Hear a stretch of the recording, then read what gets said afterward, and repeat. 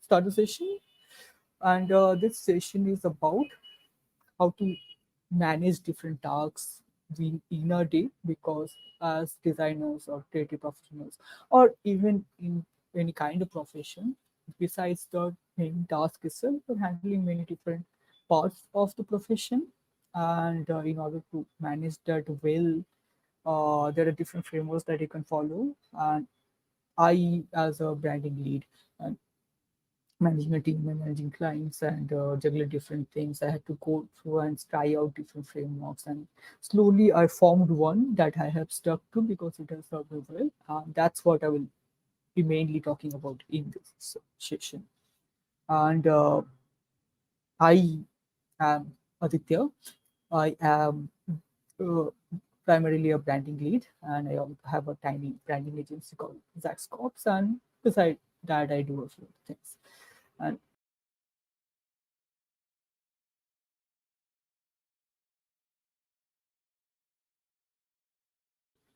so, as I was saying, it's about managing your day as a creative.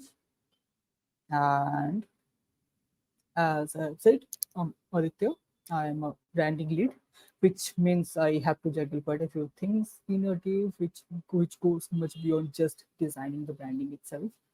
And that's something we'll get into. And before we get into the core topic, let's play a game, shall we? And in that regard, let me make the poll live. So, uh, in the poll tab, you will find this poll in the poll tab. You can interact it with the poll. Coming back. So, let's say you're planning to buy an apartment and you see two brands as an option. Which brand would you choose? Make a choice with represented by brand X or brand Y in the poll. Similarly, let's say you want to contribute to an NGO, support in you are supporting them in, it might be in any means, and you have two options: NGO X or NGO Y. Which of these would you choose? Once again, keep your choice in mind and visit into both. And let's say you are planning to organize an event and you need an event management company for that, and you have two companies to choose from. It is company X or company Y. Which of these would you choose? Once again, let's say you want to attend a fun event and you have two events to choose from. You have two event tickets based on which you want to choose one of them. Will you choose event X or will you choose event Y? Now, let's think about which options you choose. And in case you haven't noticed, in all the cases, both option X and option Y were the same option in terms of what the content said, what the brand said. They were the same brands, they were from the same brand. One of the options were after a proper branding, and the other was before the branding. That exactly is branding. Now, there are a different definition that we use for what a brand is, but a brand is not an object, a brand is not a name, a brand is not a company, a brand is not even a person. A brand is an impression of something. Like if you are thinking, let's say, Adidas, you're not just thinking a shoe, you're thinking a specific kind of shoe, a specific kind of athletic wear. It's not just a sneaker, it's Adidas. If you're thinking about Xiaomi, or if you're thinking about Apple or Figma, you're not just thinking about name, you're thinking about you have a certain expectation, which is basically an impression of something, which is what a brand is. And branding is managing that impression. And since Impression of something involves managing several interconnected dots that come together to form something, and that is something that involves a lot of creativity. Creativity comes in the form of managing those tiny dots. It's not something as a whole. You manage tiny parts of it, which together forms a big picture. And but doing that is quite time consuming. So to want to be able to earn effective creative, you need to manage your day well. Now, there's a reason we are focusing on the day, because that's a unit, a small enough chunk of unit that you can have a good control over, while it's big enough that it incorporates quite a few things that can considered as a significant progress to something. If you take an year, it's way too long of a period and way too many things can happen and you will not have enough control over them. If you take an hour, then it's way too small of a time to make a combined progress towards something. You can have a good control over 1 hour, that's pretty important, but you can't achieve a lot. Like once you progress in your career, a single thing might take quite a few hours to do because things get complicated. So let's focus on one day. The reason being, if you maintain one day well and repeat it 5 times, then you have a good week. And I'm considering 5 days because I'm not considering the weekend. Let's have a little break. Weekends are important. Similarly, if you have a good week and repeat it for 4 weeks, then you have a good month. And if you have a good month and repeat it for 12 times, then you have a good year. So focusing on the day creates a positive domino effect and helps you be effective in a very long term.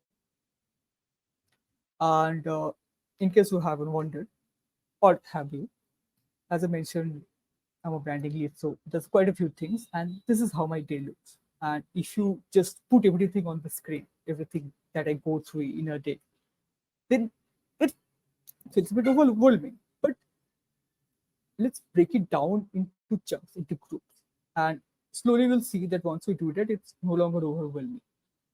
And we'll do that by going to the framework.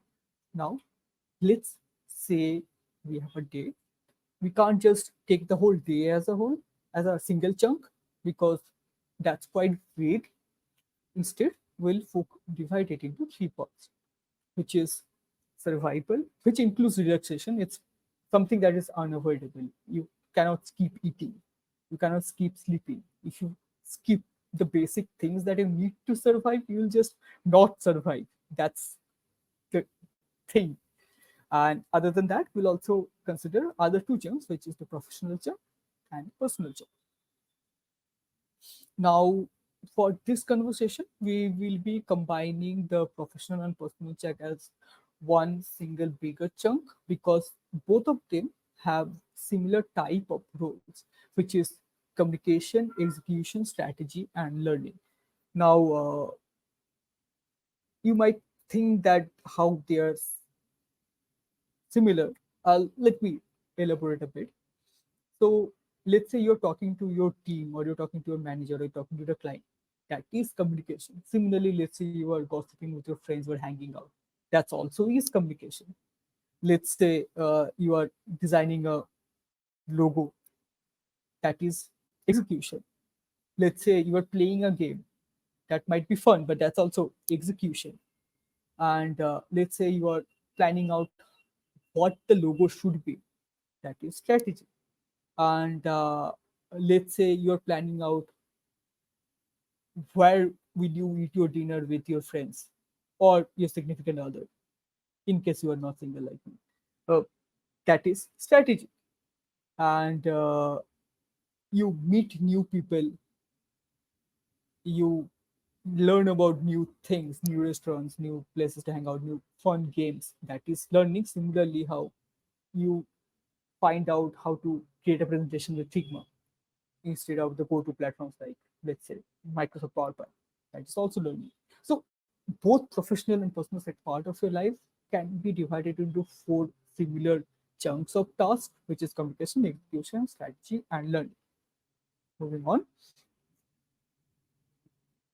uh, as I mentioned, we cannot take the whole chunk of day as a whole because the survival part is something you just cannot touch. So let's divide it into more practical terms and find out what is the part of day that we actually control. And let's straight up divide it into two parts. One, uh, which is 12 hours and 12 hours because a day is 24.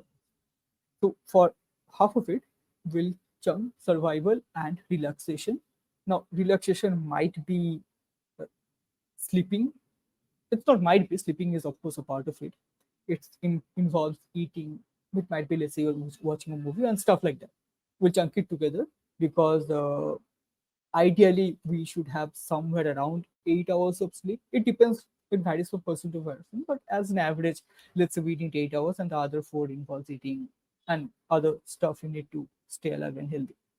And the other 12 hours is for work, which I'm also involving the personal part into it because, as I said, like they have four similar types of tasks. And so now the 12 hours is not that ideal to calculate as something that you control entirely because a lot of things can happen that you cannot control, and it's always ideal to have a little bit of buffer time and have a core part that you actually control and buffer time to adjust for situations that are not ideal. So now we'll divide it into 8 hours and 4 hour chunk. The 8 hours is the core work, which is the part where we'll be planning out the framework for, and the other 4 hours is buffer and extra development tasks when needed, but we will not calculate that as framework. That's a safety net per se. And when I say core work, I involve both the professional and personal part of it. Now let's come down to the 8 hours. Let's once again divide it into three parts.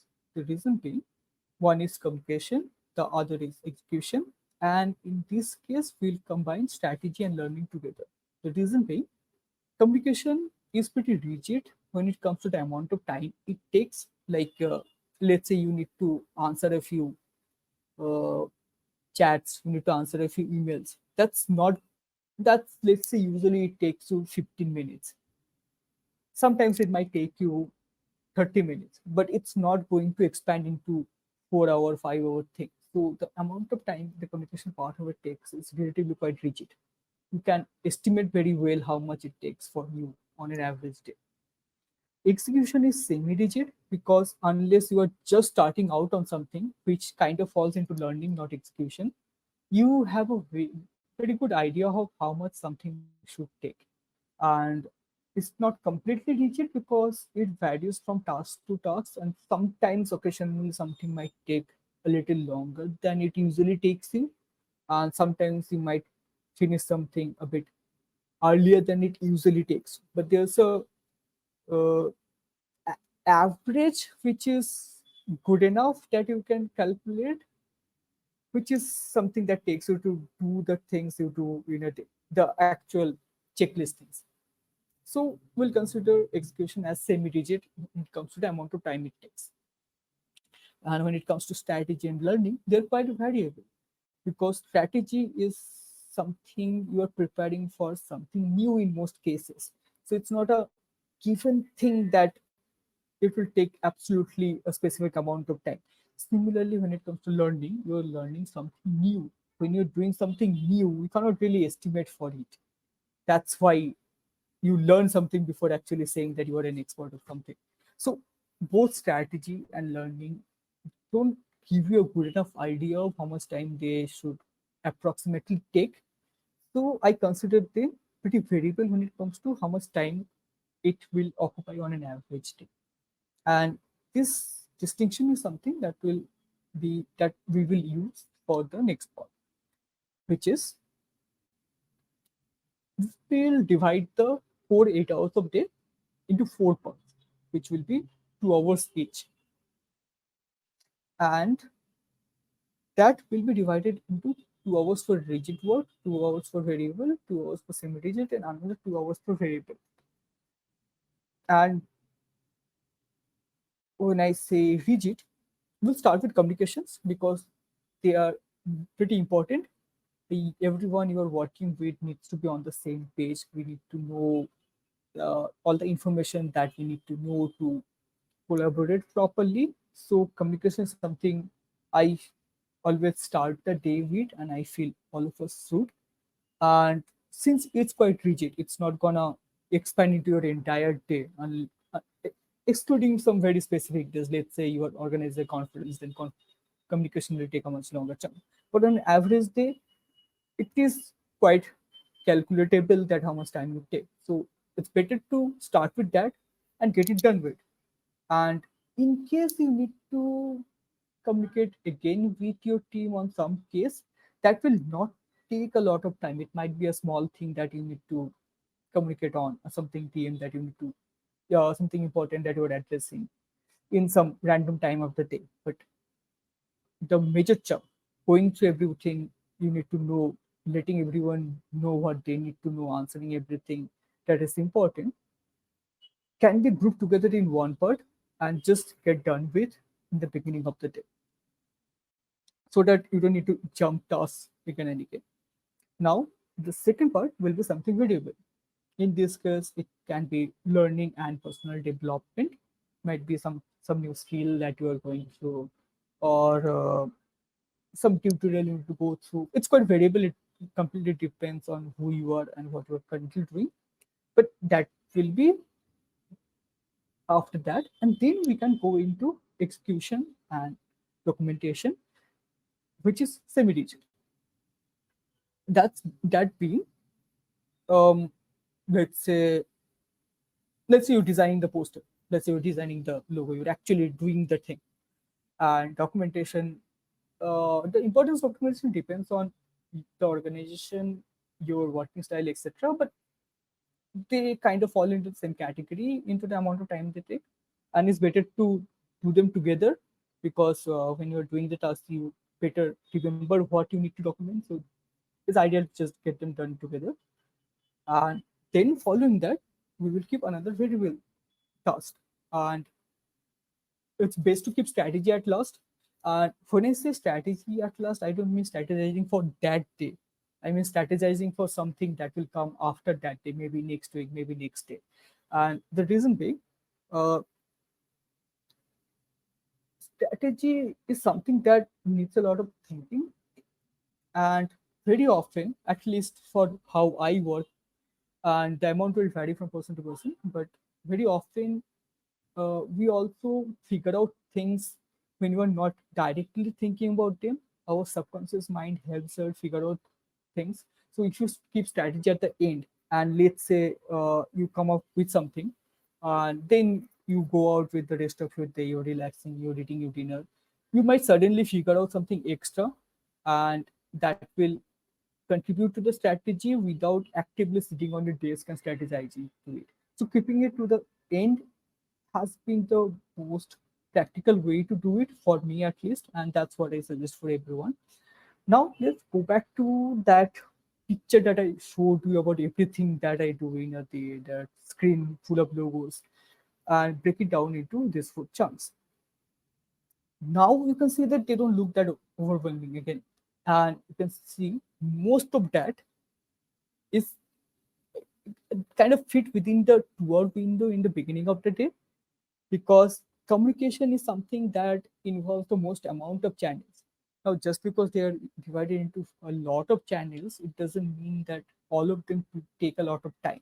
Individuality might be very minuscule amount of time, but together they form a good enough chunk of time that they take.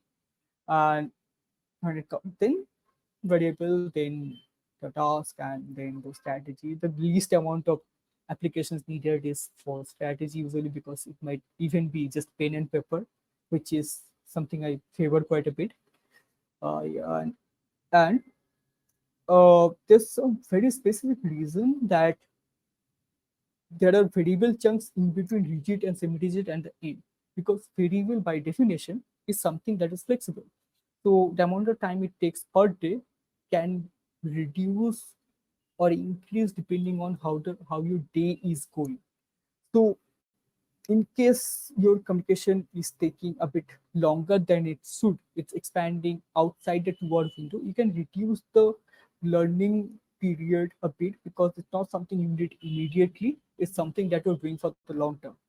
But you cannot do that with your code execution and documentation part, because that is what you are getting paid to do. And communication is unavoidable because you cannot progress and collaborate without that. And execution is unavoidable because that's what you are supposed to do. And so playing around with the time you're spending on a day for learning and personal development is also acts as a buffer for unideal situations. Similarly with strategy, it's not something you ideally need to sit and do.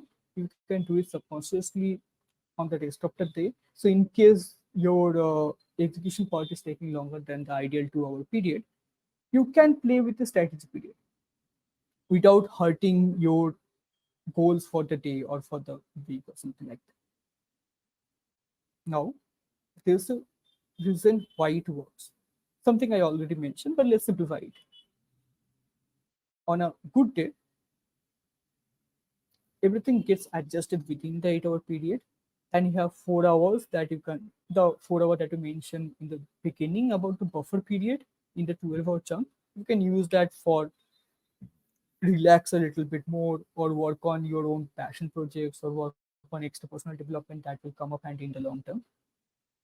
While on the bad day, you can utilize the 4 hours chunk that you consider as a buffer and safety net to make the necessary progress for the day. But it's important to not calculate that, is because let's say you have a plan for a 8 hour period and it ends up needing 9 hours, you can easily adjust because that 4 hour period is as a backup that you can work into. But if you plan a 12 hour day and uh, then you don't have a room for adjusting for bad days, because you're planning for, you're including the buffer into that. Just whenever you're planning, you should never include the buffer period for it. The buffer is a safety net, it's not something you plan on. And let's summarize it a bit. You have a day which is 12 hours. You break it down into four chunks, which is 8 hour, 4 hour, 4 hour, and 8 hours. Now, the 8 hours is the work part, which is something we described. The 4 hours for relaxation, having fun, whatever. 8 hours is for basic survival things, sleep, eat, whatever. And a 4 hour buffer that you can use for what you need to or to what you want to, something that will work out in your long term life. And now that done with the core framework, let's talk about a bit hacks, which I use a lot, but I don't exactly recommend because it might not be practical for everyone. Firstly, something I do is I like to eat passively. This is applicable for almost all everything I eat. I am a slow eater, so if I were to dedicate time for just eating, that would take away good amount of time, and some might say it might also be calculated as wasted time.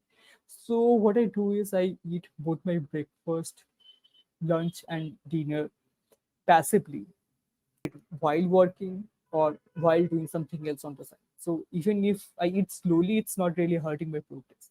But if you are fast eater, you just straight up don't need it. If you finish your lunch in 10 5 minutes, then it's better to just eat actively. But yeah, this is what I do. The other thing I do is I don't commute. I am a very strong supporter and evangelist of remote work. Now I know some people actually prefer working from office. I don't agree.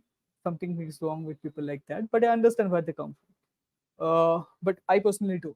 So um, that helps me totally cut out the commute time. And when it comes to getting groceries or etc., I cycle. So that also helps out exercising instead of traveling for traveling's sake without gaining anything. That's something I do. And I don't really do a lot outside what I do professionally. I don't hang out much. I'm an introvert. I don't enjoy hanging out much. And when it comes to relaxation and personal development, it is kind of connected to design, connected to what I do professionally. Although I might not be working on client work, but what I'm doing is would also be calculated as work by some people. So that also helps me out with saving some time. And yeah, that's the main thing. And that's all. And like I will be answering whatever the questions we got now. And if you want to find me on the internet, you can Amarit as a user. You can find me as XAXs over the socials. That's the username I consistently use everywhere. As I said, I'm a branding lead, so I have my branding sorted. That's pretty important. Going into that conversation, make sure whatever you do professionally is something you're doing well for yourself. Like if I am a branding lead, I can't have a bad personal brand and say that I'm a branding lead because it will not give others the confidence that why would someone with a bad personal brand be a good person to do branding for me? You get the point, right? If you're UI UX professional, then you should not have a bad portfolio website because your website is also a UI UX project. So someone going to a portfolio should have the confidence that okay, he has a good website. They has a good website. Maybe they are the right person to do it for me. But if you have a bad UI UX on your website, it would be the prospect clients will be like, should I? Can I really trust them? You get the point, right? And let's see what you have. I am a bit envious about to with you folks because for me it's a very clear 4 plus. But then again, that is something that comes with uh, seniority. Like the more you progress into your career, you'll have additional responsibilities outside your of your core task, and so the managing your day will slowly become more important as you go higher in your career ladder because when you come to managerial positions, leading positions, you need to take care of a lot of things outside of the core thing you're getting paid for. And I'm glad at least someone is in my category here who understands my pain. But yeah, I hope this framework will help you prepare for stuff like that. And thank you very much for attending this session. There will be more in the future, and to stay connected with me on socials, you can ask me stuff there as well. Thanks again for being here. I think that's it for now. We'll meet again. Till then, manage your day well and stay above the crowd. And bye.